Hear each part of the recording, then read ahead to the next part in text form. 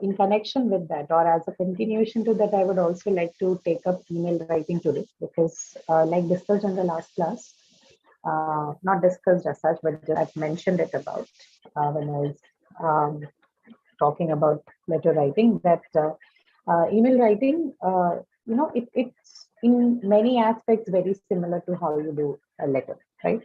And there's a very important reason for this, right?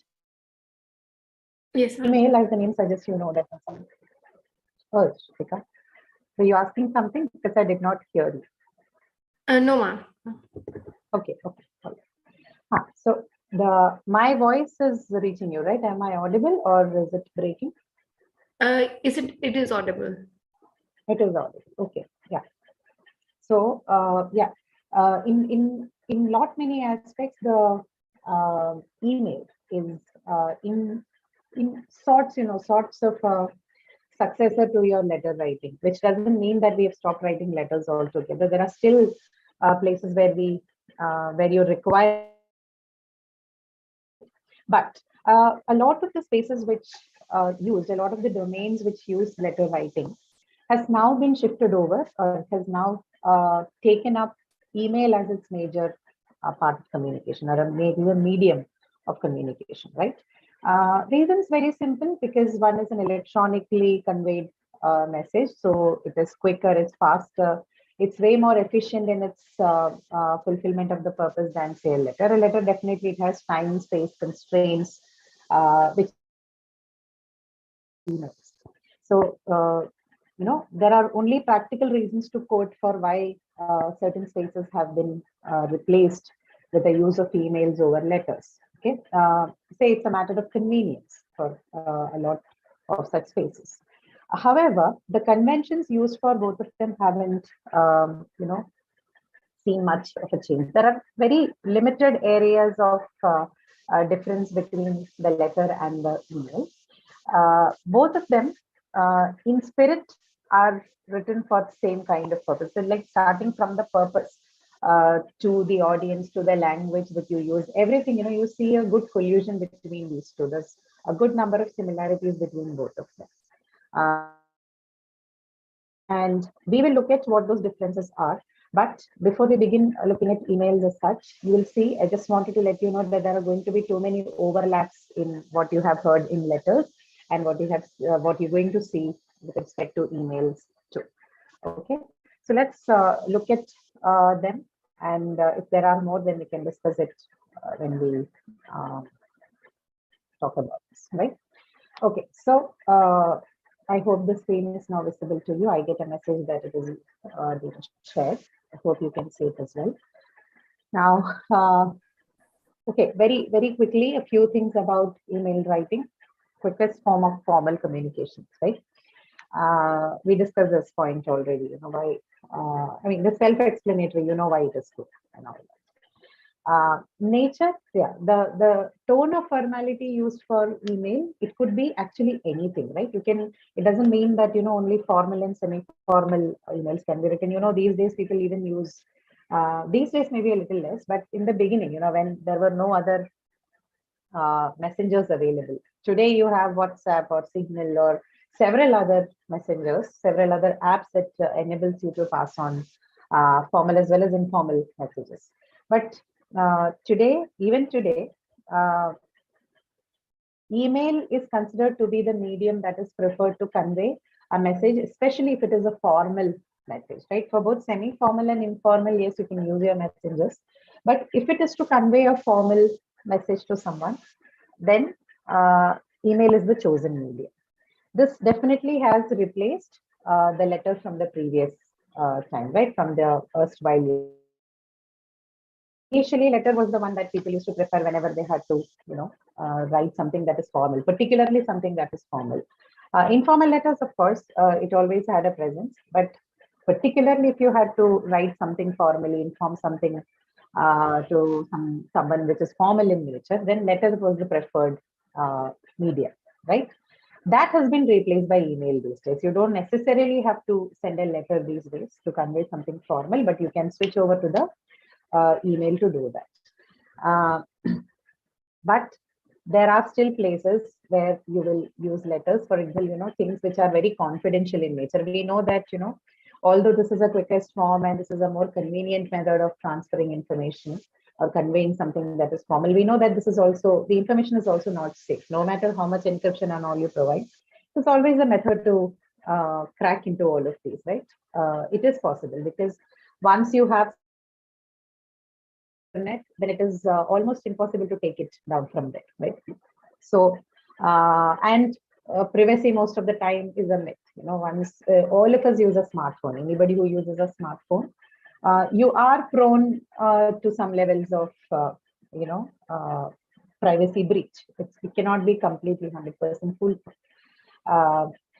So if you're passing over a sensitive information, something that is quite sensitive in nature, say a defense information or a defense strategy or some financial information, policy planning, anything that requires a sensitive handling cannot be then done over mediums like this.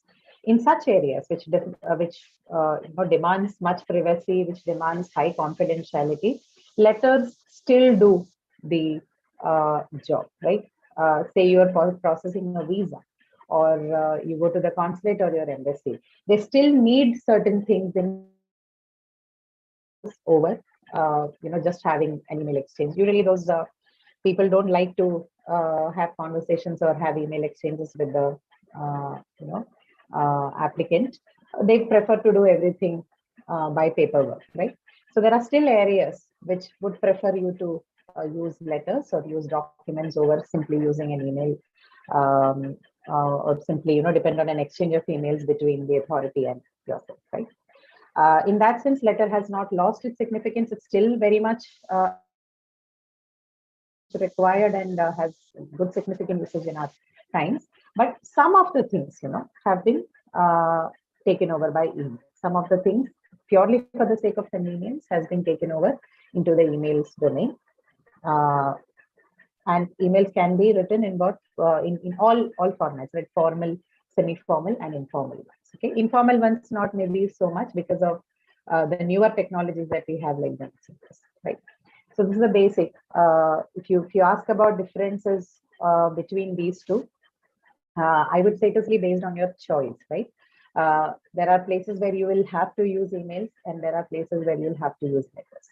So in terms of uses, they might, in terms of acceptance and in terms of the purposes that they are used for, these mediums could. The content that goes into both, whether a letter or an email, more or less follow the same format, follow the same strategy of communication, follow the similar templates and guidelines to present the information that they want to convey. Okay. All right.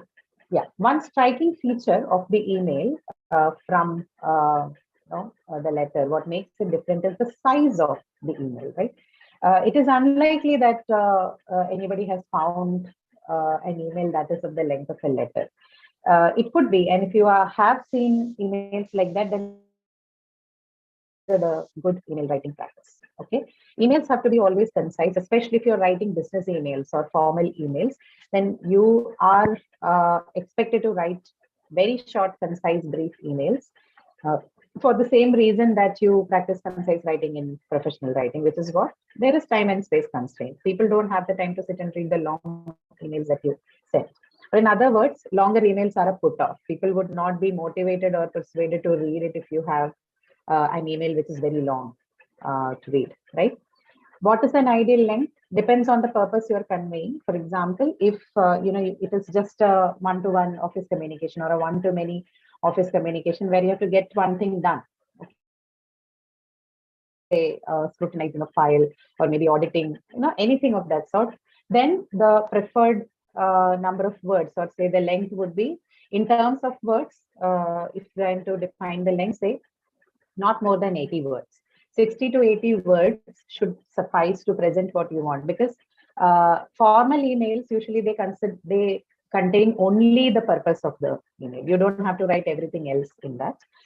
You convey the purpose, write the additional details, whatever is necessary, and just leave it at that with the rounding of statement, right? So all of these three things together will not be more than 80 to 60 words. Or if you're not able to write it like that, then you really have to practice how to write concise, right? Without putting every other irrelevant phrase that you need. Just write whatever, writing to the point, writing direct, right? That is usually the preferred length of business emails or very formal emails for office communication. But say, for example, you're inviting somebody to a seminar or you're sending an invitation for a conference, so on and so forth. Okay. Or say you somebody over to give a lecture, right? Take a class. If that is the case, then you will have to give more details, right? In case of a conference and other things, you will have to talk a little bit about the theme. You will have to present the concept note.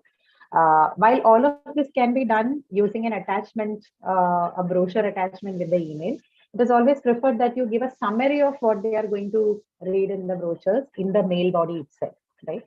So that those kind of mails might look a little longer, right? And even when you're writing a longer email, you have to make sure that it does not cross anywhere beyond 100 and 110 words. Okay, whatever you want to write, you try and fit everything together in this particular limited space, right? We mentioned saying that rest of the details or further details of the thing that you're discussing can be found in the attachment link, right? So depending on what you're writing for, the purpose that you're writing for, a little bit of difference could be seen in the length of the email. But if nothing of this sorts like what I mentioned, if it does not require a lot of elongation and elaboration, then 60 to 80 would be considered the best way to put for the formal email, right? I will only be discussing about formal email because we know when we talk about informal, they usually don't carry forward any conventions. It's what you call as free writing, right? You can write whatever you want. So that doesn't make any sense to discuss that. But we'll mostly keep our focus on the formal aspect, the formal writing, whether of letter or the email. Okay. So yes, shorter in length is certainly a distinguishing feature of the email from the letters, right? The same thing if you're doing in a letter, a formal letter allows you to write up to 150 words, or sometimes even say 200 words. But this kind of liberty or this kind of freedom isn't allowed in emails. Emails have to always be concise. That's the whole idea of writing, right? Present something concise. Okay, now. Of course, you can use it to address any issue, okay, including personal matters with appropriate language, tone, and style. Okay, we just discussed that. Now, what goes into the contents in an email? So from 1 to 8, these are compulsory fields of an email, right? We looked at the same thing for the letters also. I discussed with you the format of writing a formal letter, right?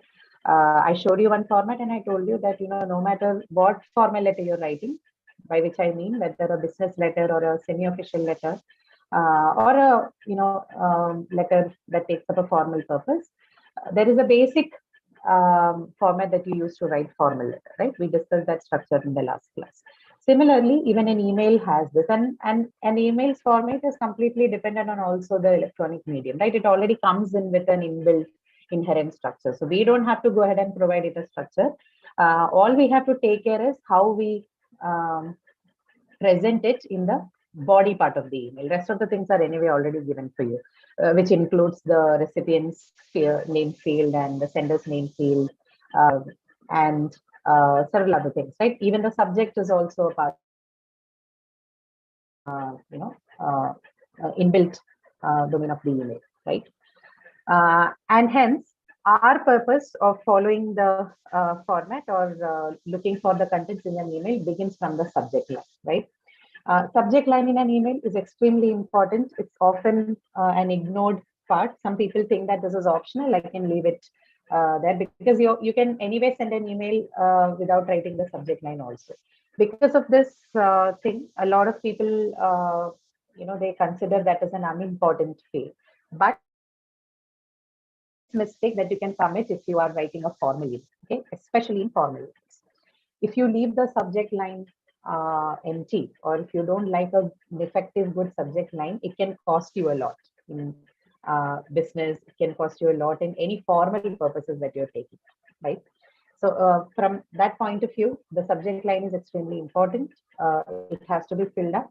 We look at how to write an effective subject line in some time, but for the time being, keep in mind this is an important part. You don't have the choice to leave it empty if you are, formal email or a business email. Then follows the greetings, right? Greetings is another word you can use for greetings is salutation, right? Uh, so like I told you in the last class, if you're talking to somebody, it is always considered courtesy to say hi and bye when you leave, right?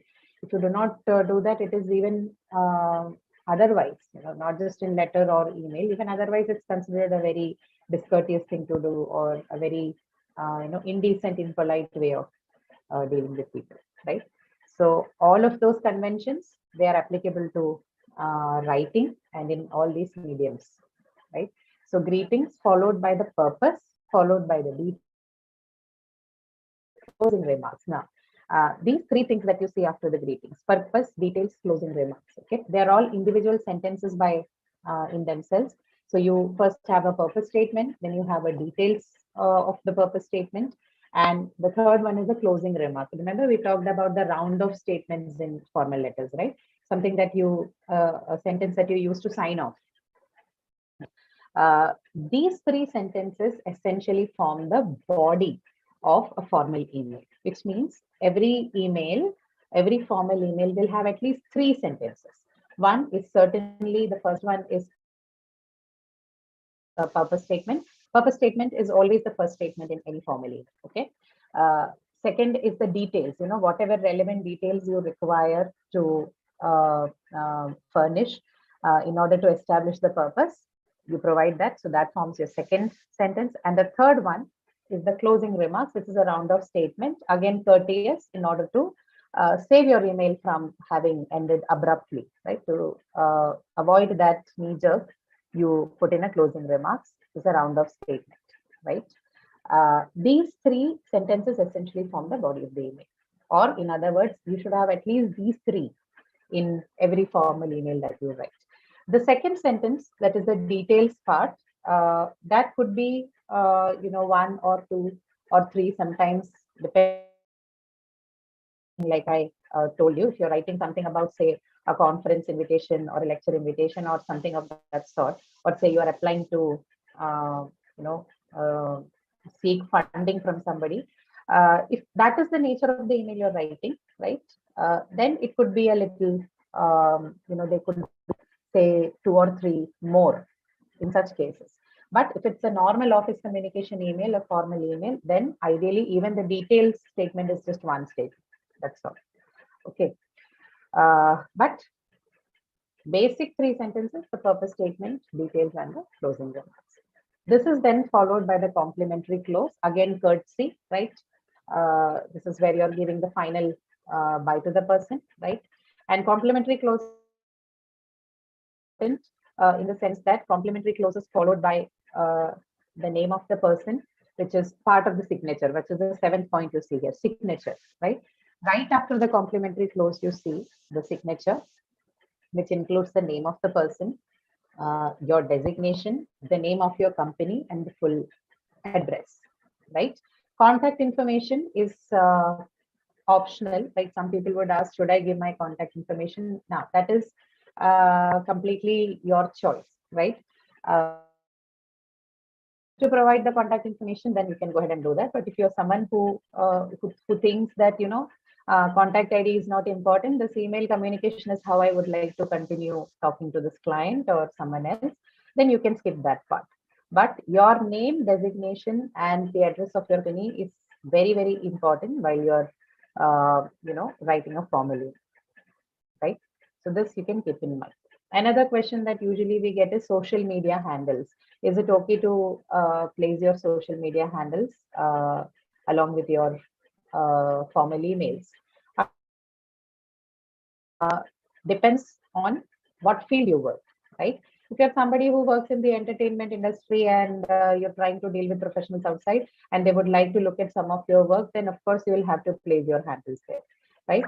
Otherwise, it is not extremely important. And even if you're placing it, make sure that, your social media handle itself is a little formal. If it is a social media handle of the organization that you work for, no problem. But stay away from using your social media handles that are personal, right? Say your personal Facebook profile or your personal Instagram profile is not something that is considered, professional to be added in your formal email communications. But if it is something related to the work that you do, then why not? That is possible, right? Optional, right? That's the whole idea. But what is compulsory is that is subject line, greetings, purpose, details, closing remarks, complimentary close, and signature. Compulsorily your name, your designation, and the address of your company. Okay. Attachment and enclosures, if you have any. If you have attachments and enclosures, then please ensure that you mention about the same thing in your body of the email. Just let the reader know that there would be an attachment or there would be an enclosure along with your email, right? Actually, the word attachment is something that you use regularly for email communication. Enclosures are something that you used to use with letters, right? Uh, but some people do use them as an equally replaceable thing. It's not wrong to use it, but if you ask me about appropriateness, then I would say when you talk about emails, it should be mostly attachments and not enclosures, right?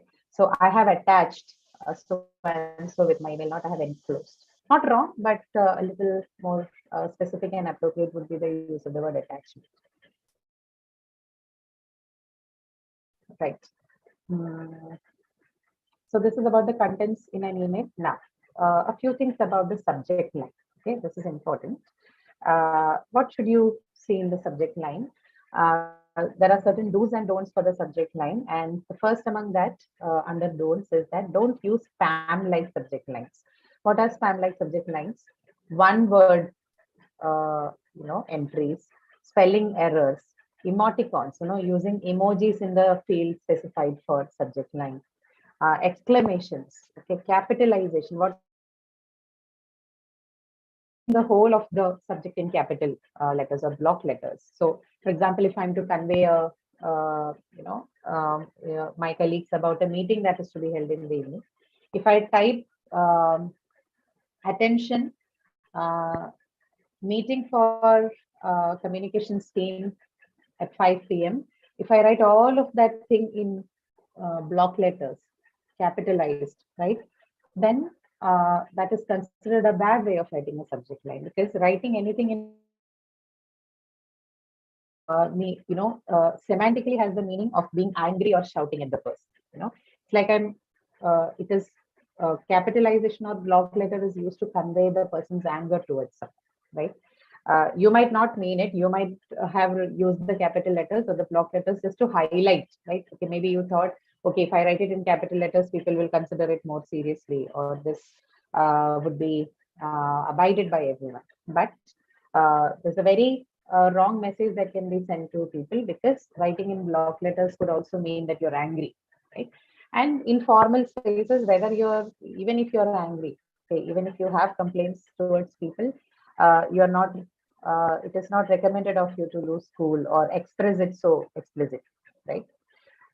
You'll have to sort of gloss it over a little bit and bring it down, soften it a little bit before you present. From that point of view, capitalization is something that is considered a bad writing practice in English. Okay, the second point was about this only. Don't use all caps, that's capital letters. Don't write long email subject lines. Now, subject lines, there's both a practical as well as functional reason for this. One thing is, we all know the design of the email, right? How it appears, not written, how it appears to us. These days, a lot of people with the smartphones around us, we access most of our emails and everything on the smartphones. Even on the desktop, when you read your emails, you know that when you receive your email, the first thing that you can see is the subject line, right? If there is a subject line, the first thing that you can see, the first visible thing in that email is going to be the subject line. And you know that there's a limited space. If you write a very lengthy subject line, you would have seen that, you will see just the first few words of the subject line and rest of it will all be dot dots, right? So there is no point of you writing a lengthy subject line, because anyway, all of it is not going to show up to the reader, right? Why am I saying this? Because your subject line in whether somebody will open your email or not. Okay, I can look at the subject line, and if I think it is not very important or non-serious, then I can skip. There are high chances that I don't read your email.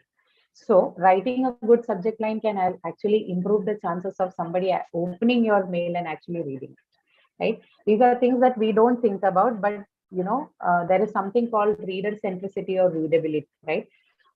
Under that point, all of these things matter. You have to write it in such a way that it persuades somebody to read your work and then respond to it, especially in professional writing. That's the whole goal.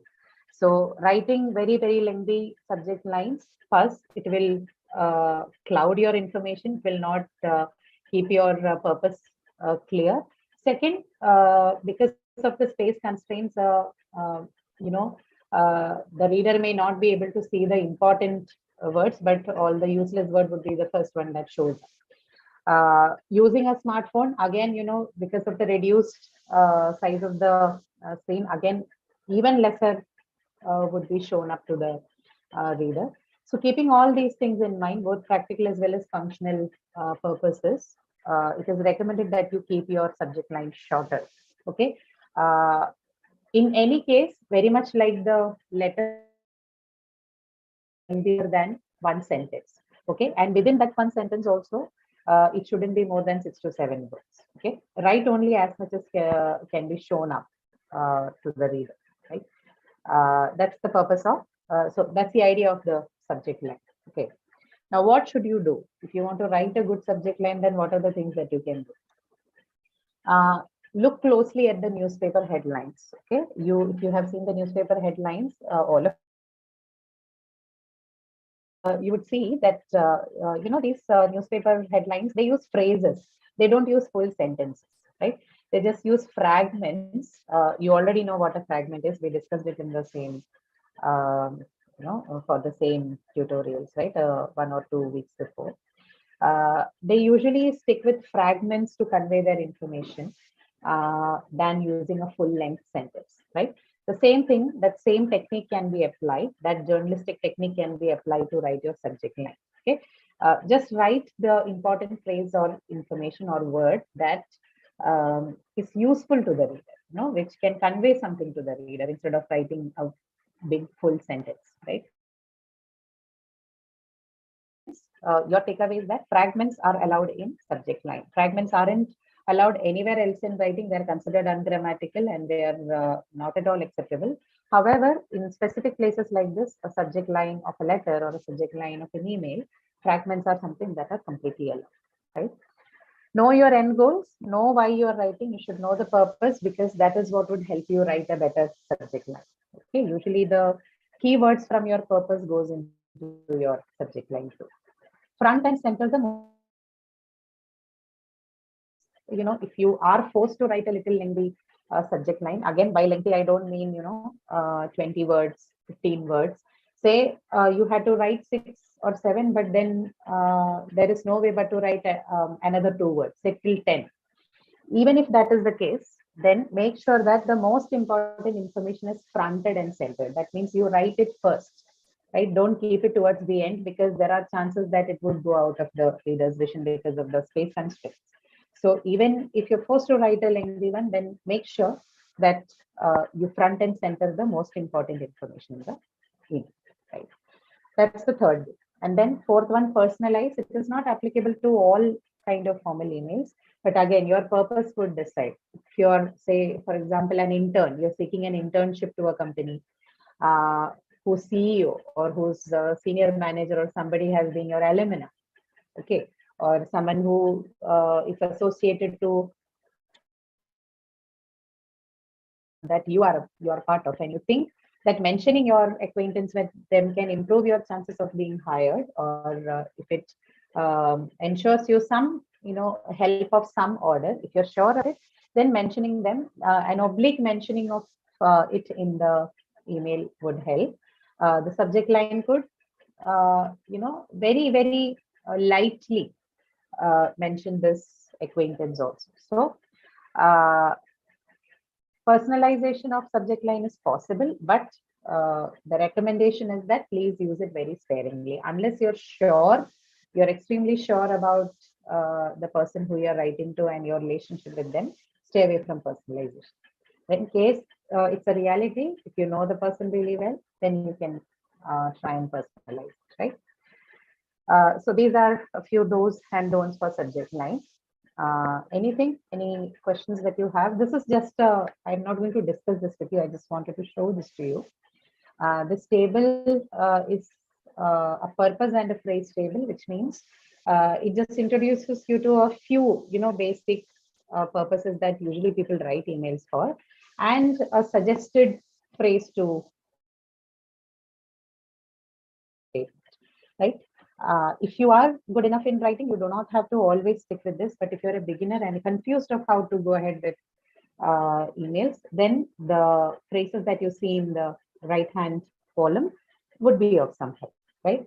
The purposes that you see here in the left-hand column, they are not limited. It's not the full list of the purposes that you can have. Of course, it can be anything.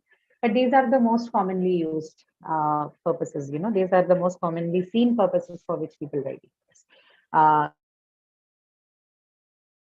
Reason for writing, giving good news, giving bad news, making a request, offering assistance, enclosing, referring to future contact, etc., are the most commonly used, most commonly found purposes of email writing. Please go through, take a minute and read this table. There's nothing to explain as such in this, but just go through this for a minute and then I'll take up the slide.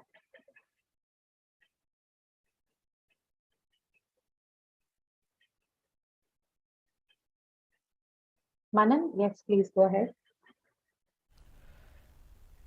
Good evening, ma'am. Good evening, Manan. Ma'am, I had two questions regarding mail writing.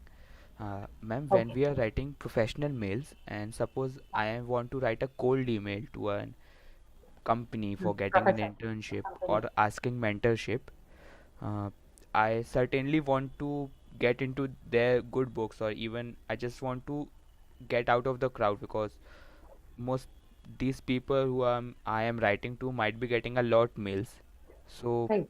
there's always a silver line between getting too personalized and writing anything, Hmm. showing yourself, and getting in a bad and matlab, giving a bad impression through your email.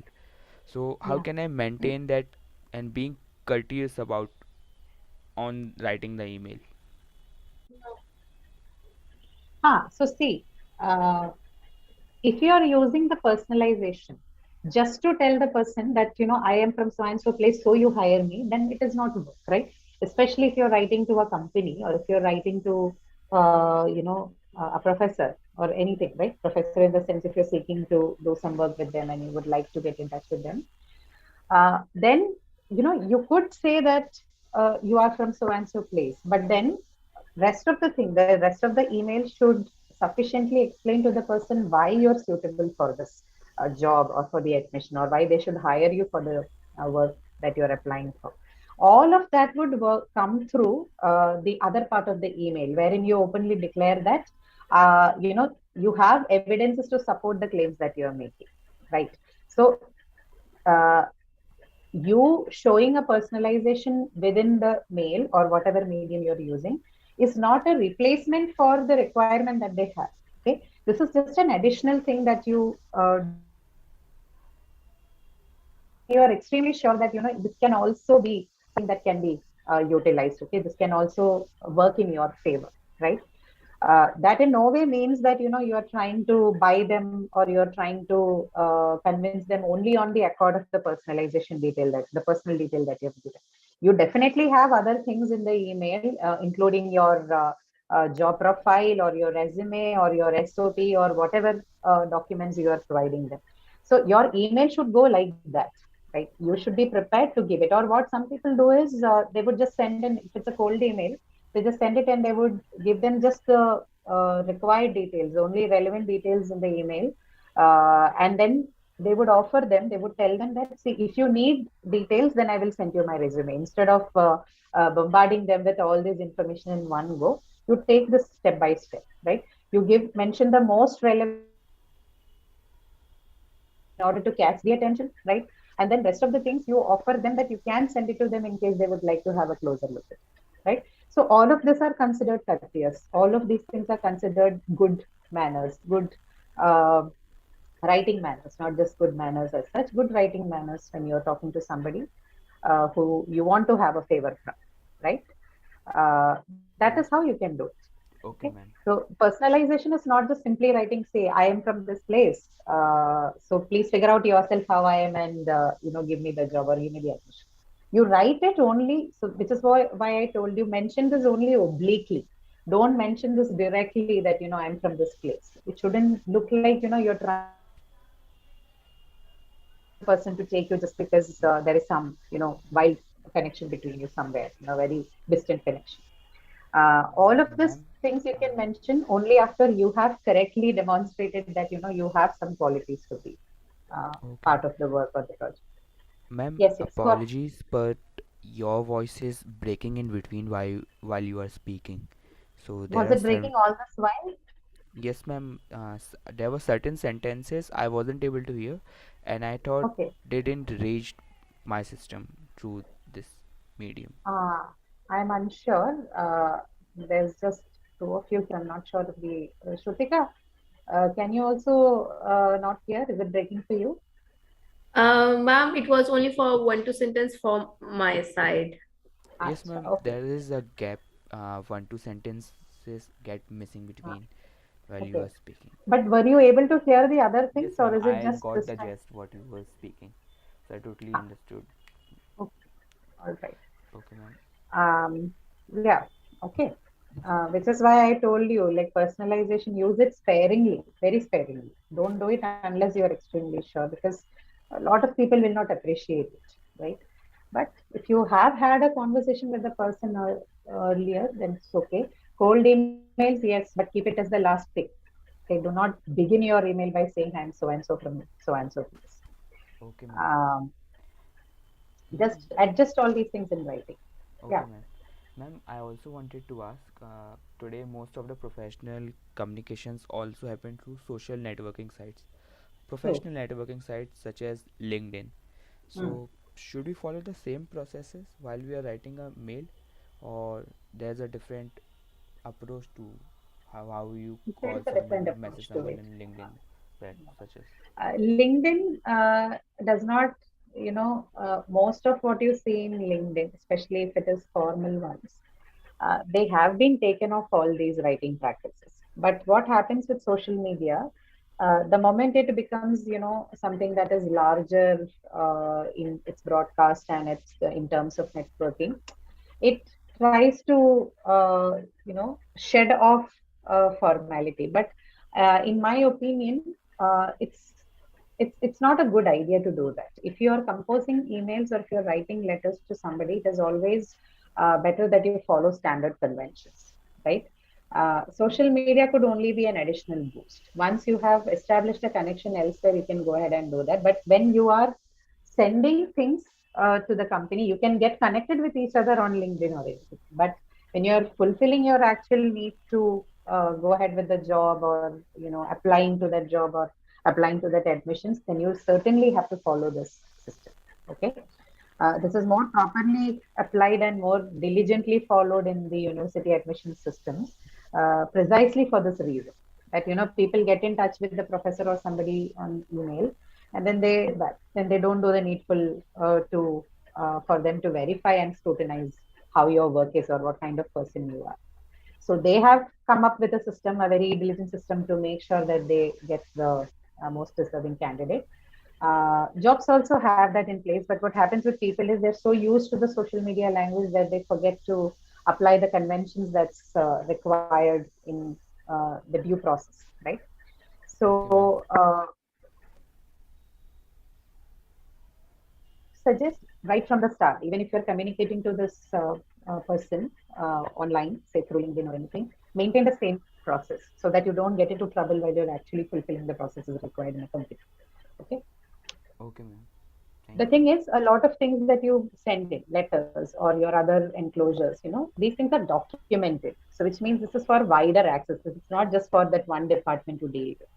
So if you use unfamiliar or deviating conventions, it becomes a little tougher for them to scrutinize on the work.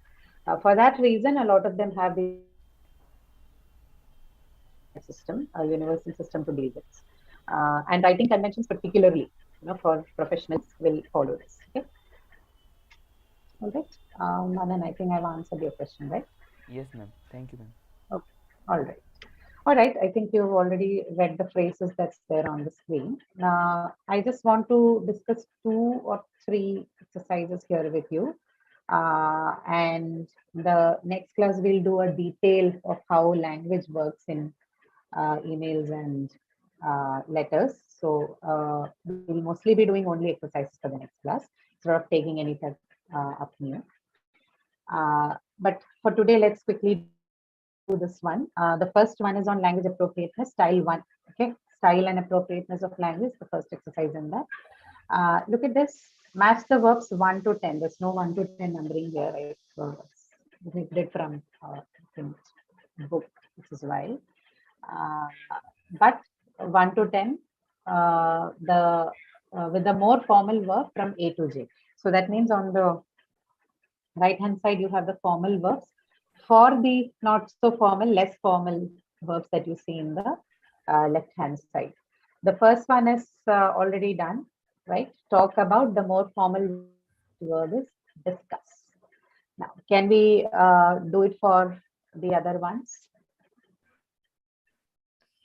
Ask, what do you think is the formal verb for that? Inquire. Inquire, right? So informal emails, so formal letters. A better usage would be of the word inquire over ask. Okay, it's more formal in nature than using ask. Ask for. Request. Ask, request. Okay, request. Ask for, request. Help. Help. Ma'am, assist. Assist. Assist, right? Assist. So I would seek your assistance in fulfilling this job, over I would seek your help in doing something. Think about. Consider.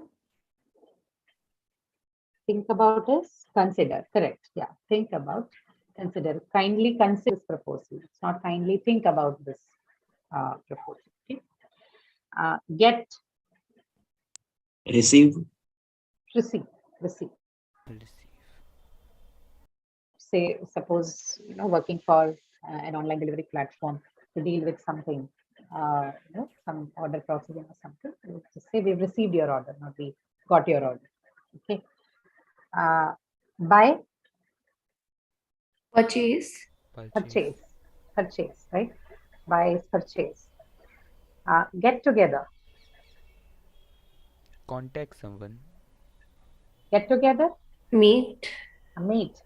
Okay, let us meet at 5 p.m. for discussing about the new proposal from the head office. Okay, not let's get together. Get together is meet. Formal verb is meet. Yes, ma'am. Let someone know. Inform. someone. Inform, right? Inform someone. Let someone know is inform someone. The last is get in touch with someone is Contact someone. contact someone. This one is contact someone. Getting in touch with someone is contact someone. Okay. Okay. All right. So this is not a full list again. This is to show you how verbs change when they're used in the formal professional writing. Professional writing, you're always recommended to use formal language. And what we mean by formal language, a glimpse of it is this. The verb. You'll have to convert all these, phrasal verbs and this prepositional verbs that you have, that you see in the left-hand column, to good formal verbs in written form in the professional writing spaces, right? Now this one is another exercise for you to decide upon the beginnings and endings of any, right? What is considered more formal, what is considered less formal. So look at the following ways of beginning and ending emails. Number each list in order of how formal you think the beginnings and endings are. 1 is most formal, 4 is least formal. Beginnings, you have Dear John, Dear Mr. Green, Hi John, John. The most formal already marked. This is Dear Mr. Green. What do you think is 2? Dear John. Dear John. Dear John, right? Second one is Dear John. So it is still formal, but not as formal as Dear Mr. Green, right? Third one will be Hi, John. Hi John, right? Is Hi John formal? Ma'am, it's Informal. Semi-formal. Okay, it's not informal, but it is semi-formal, which means it's a possible usage between people in an organization who are at the same level. Okay, who are at the same level. Can you use Dear John to address somebody at the same level? Yes. One thing with formal addressal is that you can use it with anybody. But with less formal and informal one is that it cannot be, right? Especially in office spaces where you have to maintain the hierarchy. Informal one is not for everyone, but you can use formal addressal with your colleagues. Okay. It could be awkward sometimes, but when is it okay? It is okay when you are unfamiliar with the person, right? You have no familiarity with the person. The person is completely new to you. In that case, have some form of acquaintance with them, same department. Hi, John. Okay. Your friend, you simply use John, which is the last one, right? You share a bond with them beyond your professional dealings. Say you go out together, you stay together at a place. So it's more of a, there are also informal spaces that you deal with, right? In that case, even for official purposes, if it is just like, asking the person for some help, then the salutation could be just John. But keep in mind, when you're sending a one-to-many email, right? Say, for example, you're convening a meeting, okay, and you are responsible for doing it, and the mail has to be sent out to many people from your group. You don't share the same kind of dynamics with everyone in the group, right? Given that case, in such emails, you're going to use a little formal approach. So, dear colleagues would be a better way of presenting it than simply saying hi, everyone, right? So, depending on your equations and your dynamics at the workplace, a little bit of difference could happen between formal to semi-formal. But if you're dealing with a hierarchy, no matter how well you know them, or even if you're friends outside your office, if the person is above you in the office, then certainly the formal method is the best method to go, right? So you can either use the first one, Dear Mr. XYZ, or Dear XYZ in such cases, right? Ma'am, actually, I have a doubt. Please. Ma'am, sometimes when we write application and we don't know who would be our receiver, like he would be a male person or a female person. So how would Yes. we start the beginning at that time? You simply write Dear Sir or Madam. Okay. Yeah, It's that like, is allowed. so it would be like or like a oblique. Make sure that you only use OR. Don't put the slash sign. That's Okay. because this is something that has been carried over from symbolic language, and in for professional writing, we do not recommend using any symbolic methods of representing things. So it's always recommended that you write Dear Sir or OR Madam. Okay. Right. Okay. Or if that is a problem, then you can also begin your email saying that to whomever it may concern, right? Like you write in letters.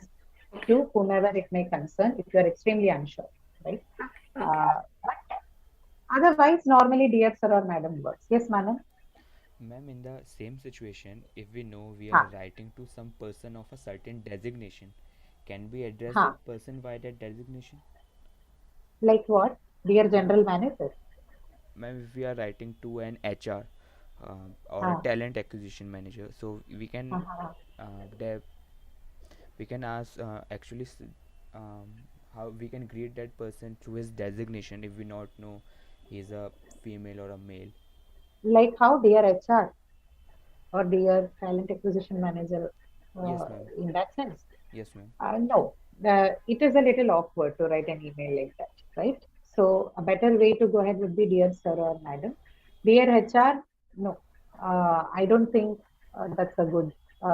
It's a designation, but it doesn't define the person by themselves. No, like if you can write dear doctor or dear professor, because that designation still has a reference to their um, to who they are as such. But human resource manager, talent acquisition manager, no, that is not something that entirely defines that, right? So it's better you go by the dear sir or madam. That's a better choice. Okay, Okay, ma'am. than writing dear HR. Uh, okay, so that's the first one. The second one is for endings.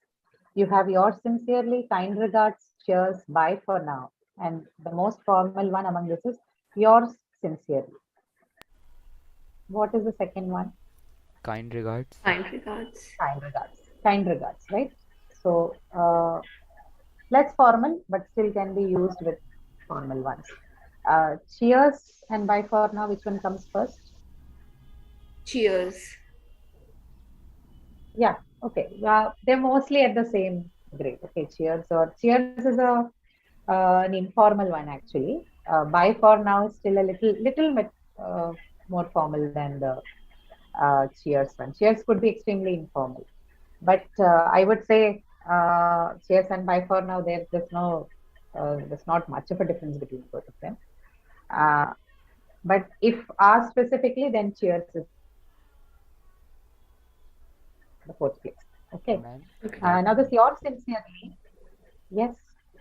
ma'am, that bye for now seems like we are ending the message or the mail abruptly. So should we use it Uh, even in no. informal They might settings? have given already a closure, but instead of the complimentary close, they've just put bye for now. Okay, ma'am. So, uh, and this yours sincerely, these days, increasingly, you just see sincerely. Okay, people would just sign it off saying sincerely, so and so. That's also correct. So you can choose between your sincerely or sincerely. There's no much of a difference. It's only the style difference between the UK and the US method of representing things. Uh, in the US style, they usually just write sincerely, but in UK they write US sincerely, right? Both are correct. You can use any of these. Both are formal methods of writing this one. Okay. Next thing, the third one. Now number these two lists from 1 to 5 depending on how formal you think the expressions are. So expressions for request, expressions for apologies, right? Same thing. 1 to 5, 1 is most formal and 5 is least formal. Request. Could you? Please, could you? I would be grateful if you could. Can you? Do you think you could? Which one is the most formal? I would be grateful if you could, right? What would be the next? Please, could you? Please, could you, right? Please, could you would be the second one. Third one, Could Could you? you?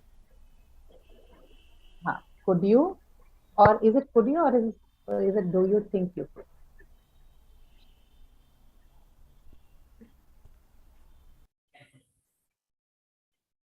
Could you? You are right. Okay, could you is the next formal one. After please, could you comes the third. And then fourth is do you think You you could. could, right? And the last one is going to be Can can you? you. So can you is the least formal, or you can also say informal one. What is the reason? All of the other expressions have what? The Oh, modal verb could, right? You see it there. And I think you've already watched the lectures on these things, right? So for polite expression softening, mostly modal verbs come very handy to make your expressions more polite and softened, right? The last one, can you? It's very straight, very informal. Now,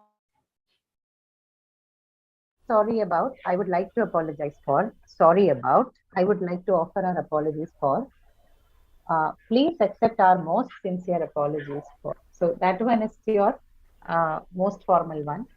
Which is the second one? I would I like would to like offer our apologies for. I would like to offer our apologies for is the second one. Third one would be I I would would like like to to apologize for. Correct. I would like to apologize for. Next, fourth one, I'm sorry about.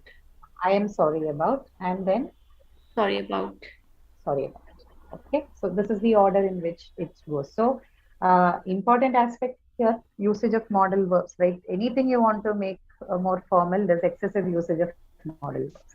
Second thing is, you also understand that formality is a spectrum, right? It's not like, this is uh, completely formal and this is informal. It ranges from being highly formal to very less, right? So more formal to less formal. It lies on the spectrum, right? Your purpose or the people who you're writing to will completely decide on what scale of formality that you should use in writing, right? Two things out of this. Now, the last one here to look at is this one. We've got a few sentences here, A and B, right? So you will decide which one among A and B is formal and which one is less formal. Okay. The first set, we got the goods yesterday. We received the goods yesterday. Which one is formal? Which one is informal? Ma'am, B Or is I mean, more less formal. formal. B. B is more formal, right? B is formal and we got the goods yesterday is less formal. Correct.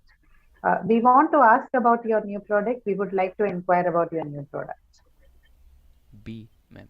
B, we would like to inquire about your new product. Less formal. No, ma'am, more formal. B is less formal. No, Okay. ma'am, More more formal. formal. This is formal B and is more formal. okay. Yeah, B is formal, correct. And A is less formal, right? We want to ask about your new product. 3, we're sorry that the order was late. We are afraid that the order was delayed.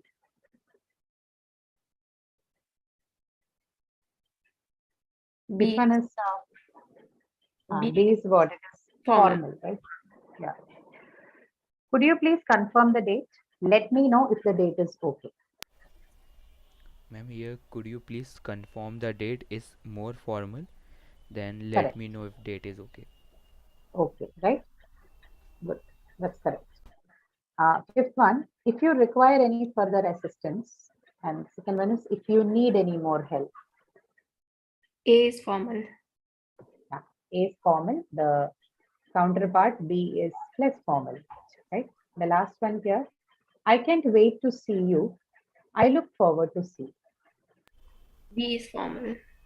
B is formal, right? B is definitely formal. I can't wait to see you is certainly not something that you're going to write in a formal space. Okay. So this formality aspect and all conventions based on this formality is very, very important, both in terms of letters and emails, right? The fields are slightly different and the size and all also matters when it comes to email. But otherwise, the conventions of formality would be the same for formal letters and the formal emails. Okay. All right. Any other questions or concerns that you have? We'll do. Yeah. Please go ahead. Ma'am, actually, I wanted to ask between hello Ah, and dear, who would be the more formal thing? Like, what would Definitely, be dear. dear? Definitely, dear. Yeah. Dear is the by default word that you use to show formality. Okay. Yeah.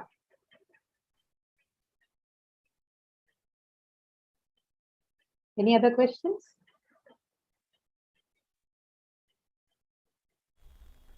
No, ma'am. Okay. Okay. So thank you, Shrutika Manan, for joining in. And I'll meet you next week again. We'll do exercises for this, both for letter and email writing, especially writing subject lines. So you do that. I will discuss a little bit more about writing subject line when we do that activity. But I'm done for today. Okay. Thank you for joining in, and I'll see you next week. Thank you, ma'am. Thank you, ma'am. Thank you so much. See you.